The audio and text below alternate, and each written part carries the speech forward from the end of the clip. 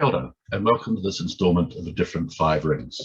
I'm Malcolm McLean from the Universities of Gibraltar and Queensland. Today I want to talk about the boycott of the 1976 Montreal Olympics by 29 nations, prompted by continuing and recalcitrant sporting contact between New Zealand and apartheid South Africa. It's a case often relegated to the margins in Olympic histories, but with resonance across and beyond global sport. It's also a story that brings together three distinct phenomena into a single incident. We're talking about an international campaign supporting South African liberation struggles, about the place of the Olympics in international sporting relations, and about the cultural networks that sustain imperialism and empire. The usual narrative of Olympic activist disruption, often presented as the politicisation of the Games as if they're not inherently political, starts in 1968 with Tommy Smith's and John Carlos's podium protest, supported by Australian Peter Norman. It's one of the 20th century's iconic moments we almost all recognise. The story then goes on to the Black September attack during the Munich Games. There's a brief mention of Montreal, and then on to the often labelled tit-for-tat boycotts in Moscow in 1980 and Los Angeles in 1984. Labelling them tit-for-tat, however, downplays legitimate concerns the Soviets and their allies might have had about safety and security in the midst of the Cold War. Sometimes this narrative goes a little further back to the 1964 decision to suspend South Africa for its apartheid policies that maintained a white supremacist colonial state. But this is often little more than a footnote. The other thing about this narrative is how much it is dominated by Western and Euro-American perspectives. So, for instance, Czechoslovak gymnast Vera Čáslavská's podium protest against the Soviet invasion of Czechoslovakia, also in 1968, is barely recognised, although she paid perhaps a much greater price than that paid by Smith, Carlos and Norman. In addition, it's hard not to conclude that part of the reason for the downplaying of the Montreal boycott is that it was mainly African nations that acted.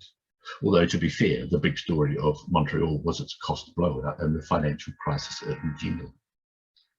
But stepping back to the eve of the 1976 Games, it's easy to feel the IOC's sigh of relief when they found a solution to the two Chinas problem. That is, how to have teams from both the People's Republic and Taiwan in the same event, even if it came too late for the PRC team to participate. Oh, how quickly that bubble burst when the next day 29 teams withdrew because the New Zealanders were there, while their national rugby team had just finished a tour of South Africa. That tour coincided with the revolutionary upsurge in anti-apartheid struggles beginning in Soweto in June 1976, with school children's opposition to being taught in Afrikaans, widely seen as the language of the oppressor. This backstory matters here. Since the mid-1950s, there'd been a growing international campaign to isolate South Africa because of its apartheid policies. It was a regime that maintained a totalitarian white supremacist state where absolute power lay with the 12% of the population legally classified as white. One of South Africa's most important international cultural links was its sporting relations with other former British colonies. And perhaps the most important of those for white South Africa was its rugby contacts with New Zealand. Those contacts violated international boycott calls and were a heated issue in New Zealand, where the Conservative National Party had won the 1975 general election, with the protection of those contacts as a major part of its platform. Not only was the rugby tour an act against the liberation struggle, the intensification of struggle that it coincided with marked a profound shift in global consciousness and activism. So even though rugby was not an Olympic sport, 27 African nations, Guyana and Iran, took the view that any sporting contact was a violation of the international sanctions imposed and that they would not compete in an event that New Zealand was at. Their teams left, or in a few cases never arrived. The withdrawal was a major blow to standing, but also saw the absence of many of the world's leading athletes, especially in track and field, with teams from Ethiopia, Kenya, Tanzania, Morocco, and Algeria among those withdrawn. It's intriguing that none of the so-called frontline states, those sharing borders with white supremacist states in South Africa and Rhodesia, withdrew, except for Swaziland, as it then was, but that's a story that needs much more investigation.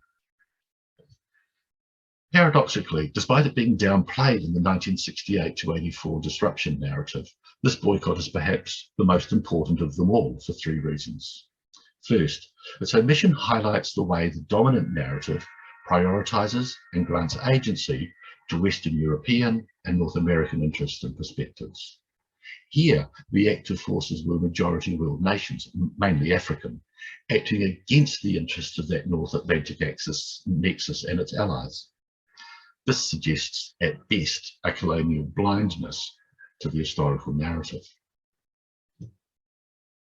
Second, the boycotters and their actions held the New Zealand sports world collectively responsible for the actions of one of its members, even though rugby was not an Olympic sport. Until 1976, most of the campaigning for the isolation of South Africa was within each sport structure, so campaigns about rugby contact, for instance, focused on national and international rugby unions. In asserting this collective responsibility, this boycott redefined the locus of struggle for a comprehensive boycott. The sense of collective responsibility has influenced similar campaigns since.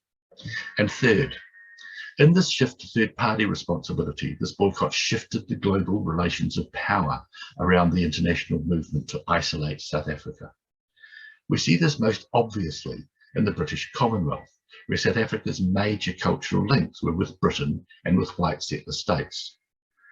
By 1976, this had become mainly the UK and New Zealand, although economic contacts were different. But in both, the majority of Commonwealth states were marginalised.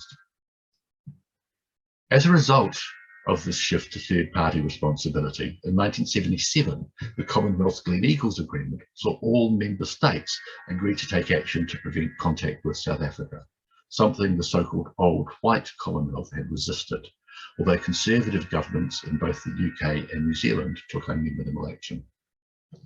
This shift marked a profound change in the power dynamics of one of the world's major multi-state organisations as a direct result of the Montreal boycott and presented a challenge to the prevailing cultural system of imperial dominance.